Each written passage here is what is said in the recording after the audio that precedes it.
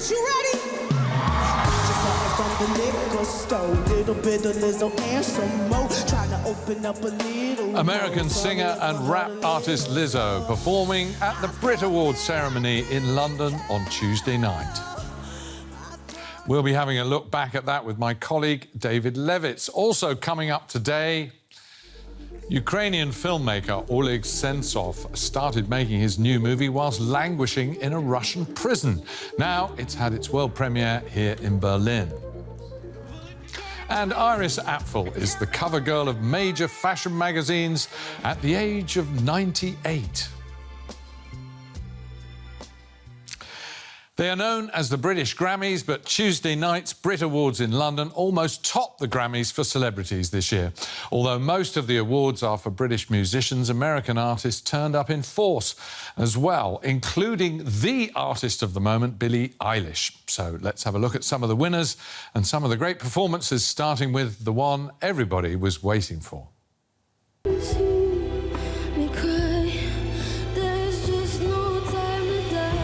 Billie Eilish graced the Brit Awards with her first live performance of the new James Bond song, accompanied by composer Hans Zimmer and a full orchestra.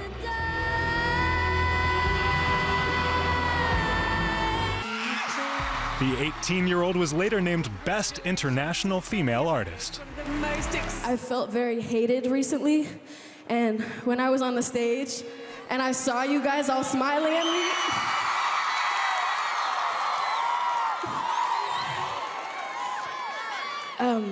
it genuinely made me want to cry, and I want to cry right now. So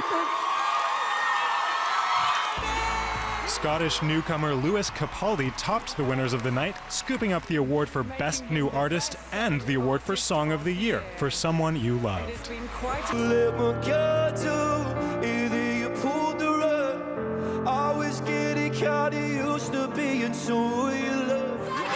Rapper Dave also won big with his album Psychodrama taking home Album of the Year.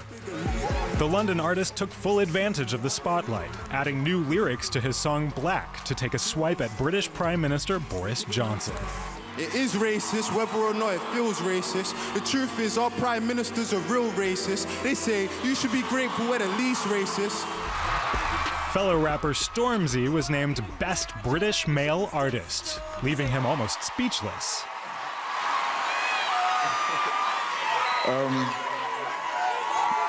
But his performance with a gospel choir, fireworks, and indoor rain made up for that.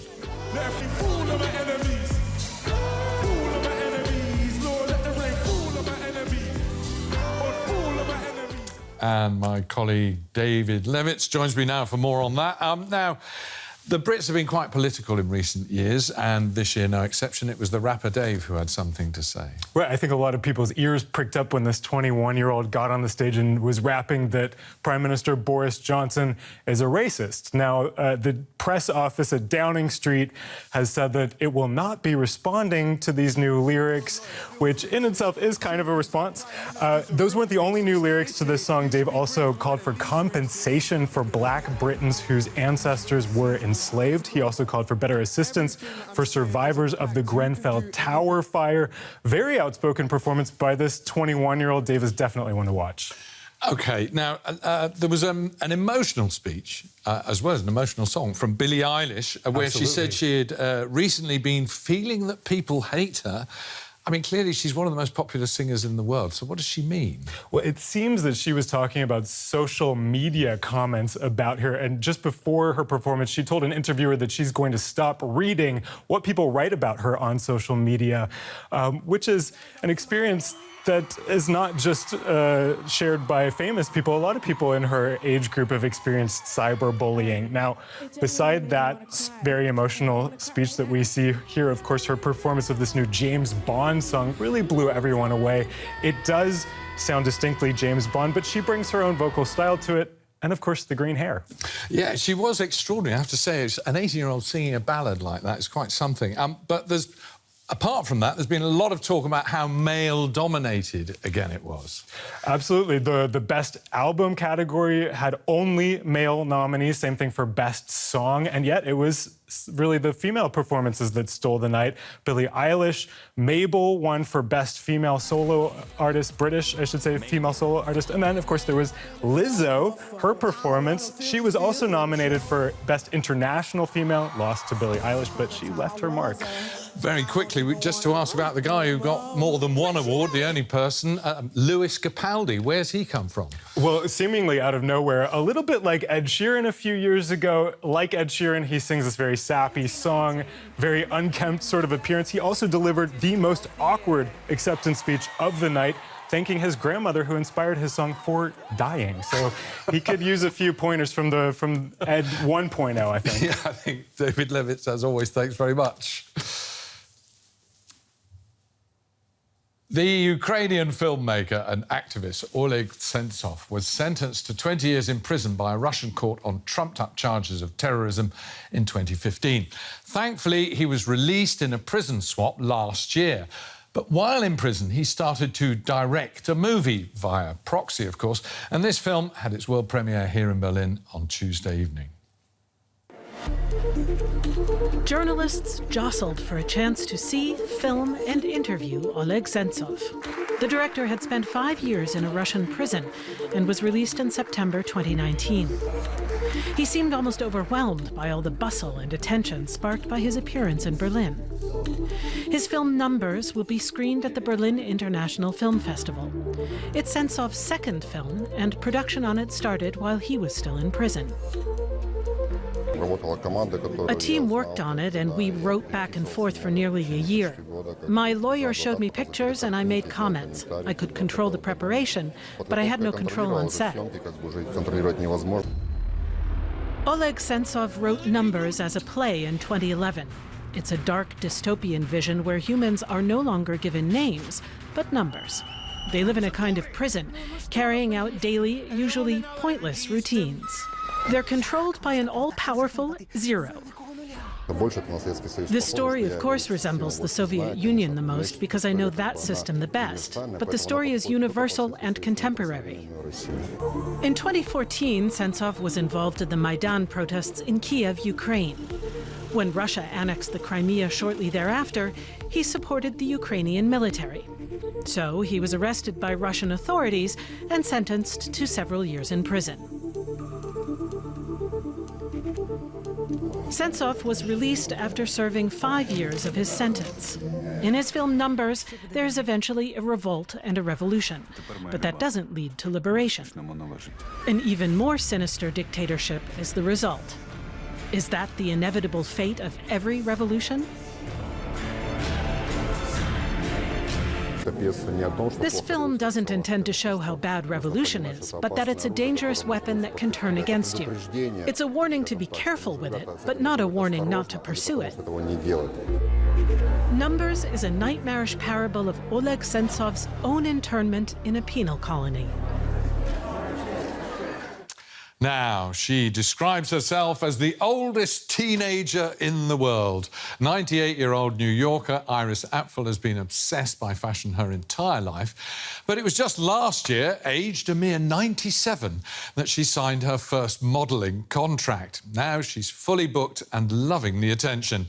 She says, style is something inherent. It's in your DNA. You can learn about fashion. You can't learn about style. And she is living proof of this. Originally an interior designer, Iris Apfel only became a fashion icon following an exhibition at New York's Metropolitan Museum of Art in 2005. A curator remembered some of her colorful outfits and devoted a show to her. The exhibition Rara Avis, or Rare Bird, was a big success. I never set out to look like not everybody else. I just dressed to please me. And I learned a long time ago, if you try to please everybody, you end up pleasing nobody. And when people would say to me, oh, aren't you upset that people... I said, no, that's if they don't like it, it's their problem, not mine.